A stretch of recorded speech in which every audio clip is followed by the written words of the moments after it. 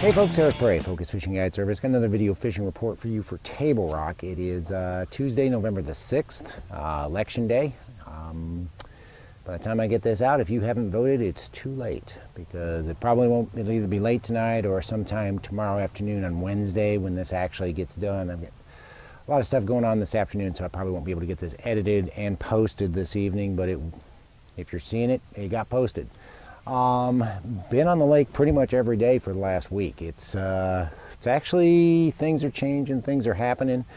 Fish are definitely moving. The bite is getting a little better. I know a lot of guys were complaining last weekend that fished the tournaments that the bite was pretty tough, and it was. But we were still catching fish, and it's gotten better. We're catching more fish on every trip and continues to get better as this water temperature falls. But as far as our lake level is concerned, we are at 912.63 as of this afternoon or morning, which it has come up a little bit, come up almost a half a foot in the last week. The rain we got yesterday, the rain we got over the weekend has brought it up. The Corps is really not releasing a lot of water, so hopefully, unless they have to release water, we should see the lake level come up a little bit closer to 913, 914 by the end of the week, which will be great. That'll help the fish move. As far as our water temperature is concerned, you're pretty much at 60, 61 degrees all over the lake. You'll find some cooler water up the James, up the Kings,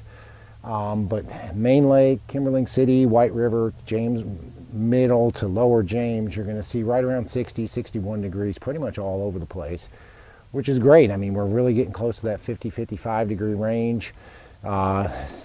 According to the forecast, we're going to have a hard freeze on Friday night, which should be interesting.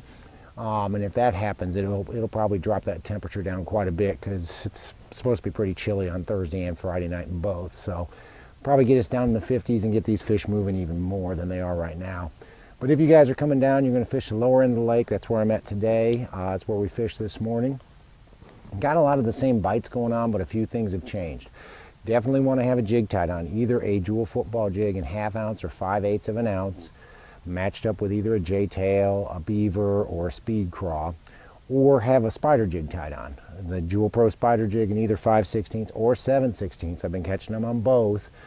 Okeechobee blue, green pumpkin candy, watermelon candy, all the typical colors, peanut butter and jelly, all those colors are working, matched up with a speed craw, matched up with a J-tail, matched up with a beaver. But these fish are on those gravel and rock mix points and banks, basically. Not always on points. It seems like there's several of them that'll be just on a straight stretch of bank that's got a little bit of relief to it. So watch your electronics, and if you've got a good mapping software, you can see where that little bit of relief is. And you'll seem to catch a few fish in there. Most of them are shallower than they have been. You know, the last 2 weeks we've been talking about them being out 15 to 25 foot deep. Most of the fish we've caught, especially over the last 3 or 4 days, have been considerably shallower. They've been in that probably 7 to 15 foot range. Some of them even shallower than 5 foot right at the beginning of the day. So they are moving up a little bit shallower. We are starting to see a few more largemouth show up as well. Had 2 nice largemouth today, had a real nice largemouth yesterday. But definitely have a jig tied on. If you're not going to throw a jig, if the bite's tough, put on a Bass Pro tender tube. In puke or green pumpkin, I've been throwing the new Jewel rattling tube head, and I tell you, it has been making a difference. It does come through the rocks a little bit better. It definitely has a better hook on it, and I really think that rattle is helping the bite. It seems like if they're not eating a jig, if the bite gets tough, especially if you get a bluebird sky day, if you put on the Bass Pro tender tube with that rattling jig head, you will catch a lot more fish. Have been catching them on the Ned head as well. The Jewel Ned head matched up with half of a sticko, and have been catching them on a squirrel head too, matched up with a speed crawl. We kind of threw all 3 today. I threw a jig. I had 2 other guys with me. One of them was throwing the tender tube, and one of them was throwing the squirrel head. We all did about the same. I would say of the 3 of us, the one guy who didn't catch them as well was throwing the squirrel head. Don't know if that was his ability or the bait, but we all did catch them pretty much the same. So all those baits are working. Same banks. Those gravel mixed with rock banks are really key right now. We're catching a lot of fish on those.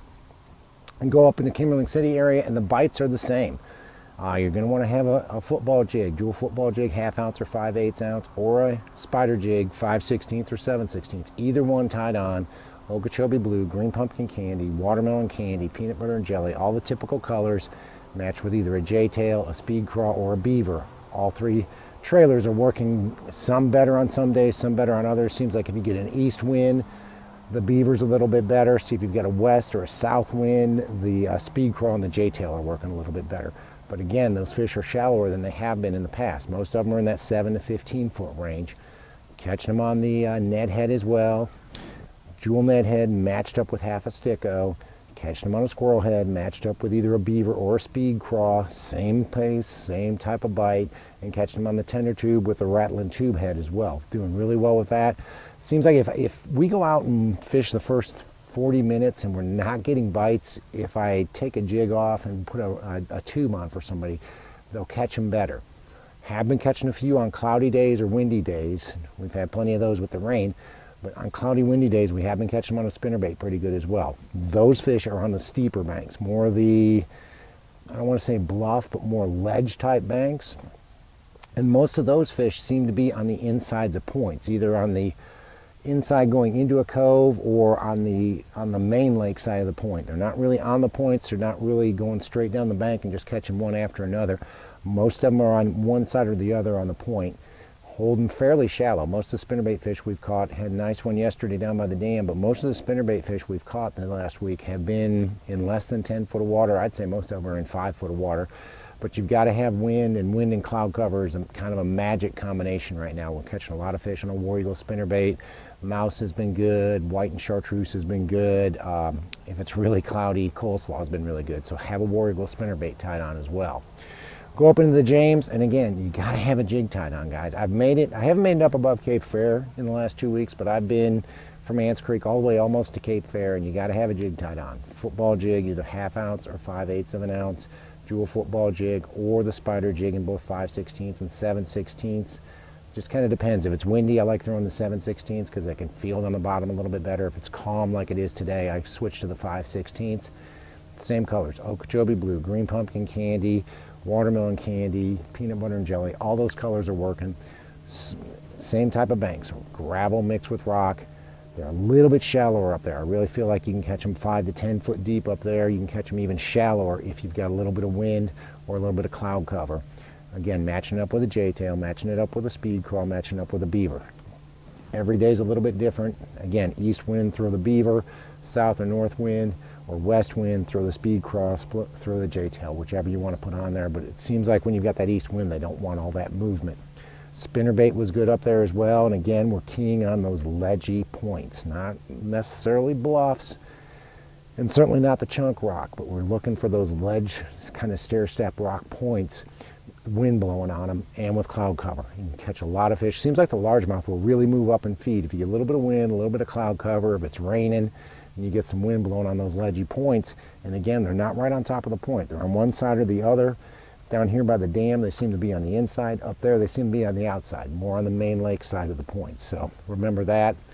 Top water bite has not been great. Haven't really caught very many on a top water. You catch 1 or 2 here or there. To be honest with you, I don't even have top waters out on the deck unless I start to see fish busting. Go up into the White River, same deal.